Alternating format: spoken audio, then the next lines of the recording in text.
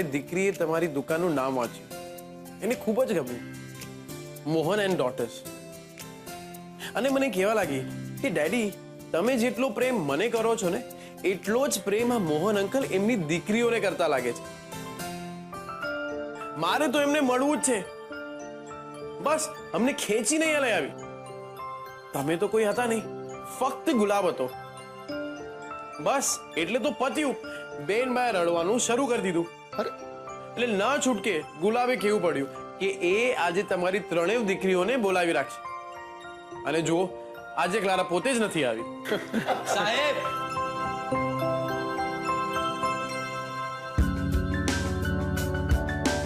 આ જુઓ, હું તો બીજલબેન અને સેજલબેને લેતો આવ્યો છું. અને આ છે અમારા કિંજલબેન, જે ટી સ્ટોલ ચલાવવામાં સાહેબની મદદ કરે છે.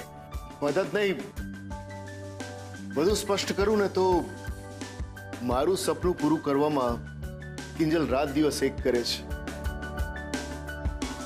હવે આ ઉંમરે આંખો તો બદલાય નહીં, એટલે વિચારું છું કે સપનું બદલી નાખું. મોહનભાઈ, એવું ના બોલો. ઘણીવાર મંજિલ બદલવા કરતા રસ્તો બદલવાની જરૂર હોય છે. દૈવતભાઈ સાચું કહી રહ્યા છે પપ્પા. આમ ડરી ડરીને જીવવા કરતા તો લડતા લડતા મરી જવું સારું. હા પપ્પા, પ્રયત્નો બંધ કરવાનો કદાચ સમય હશે, પણ પ્રયત્ન ચાલુ રાખવા એનું જ નામ જીવન છે. એક્ઝેક્ટલી. અમારી ફિલ્મ લાંબો રસ્તોમાં પણ કંઈક એવું જ છે કે પક્ષીની વિષ્ટામાંથી પસાર થઈને નીકળે ને તો પણ ભીત ફાડીને ઉગે. એને બીજ કહેવાય. અને એ પણ પીપળાનો. દૈવત,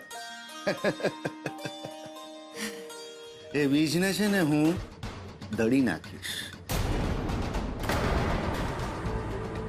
પરમ તું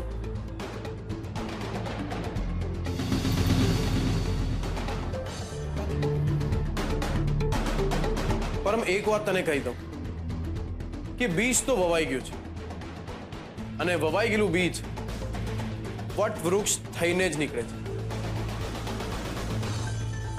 અને આ વખતે મારા મનોબળનું પણ કંઈક એવું જ છે.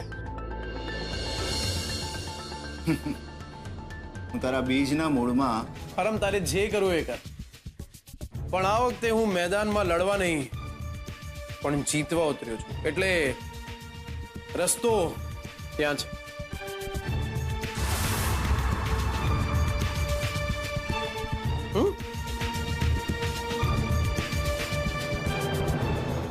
દેવતભાઈ,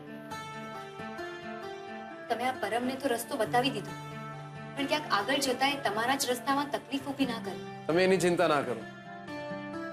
સીધો નહીં તો આડો, અને આડો નહીં તો લાંબો. મને પૂરો વિશ્વાસ છે કે આ લાંબો રસ્તો મને મારી મંજિલ સુધી પહોંચાડીને જ રહેશે. એટલે સપનું બદલવાની જરૂર નહીં પડે. અને જો હજી વિશ્વાસ ન થતો હોય તો સિનેમાઘરોમાં જઈને અમારી ફિલ્મ લાંબો રસ્તો જરૂર જોજો. વિશ્વાસ થઈ જશે. હા હા, પણ તમારી આ ફિલ્મ થિયેટરમાં આવશે ક્યારે? 7 સપ્ટેમ્બરે રિલીઝ થાય છે અમારી ફિલ્મ લાંબો રસ્તો. તમારે બધાએ આવવાનું છે. Okay? All the best. Thank you.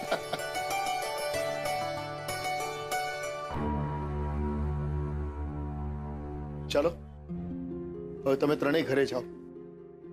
ગુલાબ, મૂક્યો.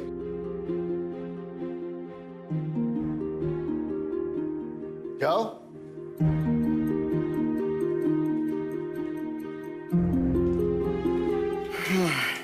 ઇન્સ્પેક્ટર રાણા કેમ ના આવ્યા? મોહનભાઈ, ફોન કરવાની જરૂર નથી મોહનભાઈ, હું આવી ગયો છું.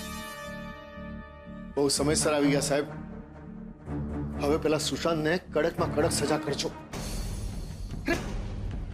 આ જુઓ,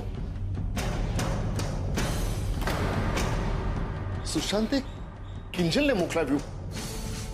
અરે સાહેબ, મોકલાવ્યું એટલું જ નહીં, આને હકીકતમાં ફેરવવાનો પ્રયાસ પણ કર્યો.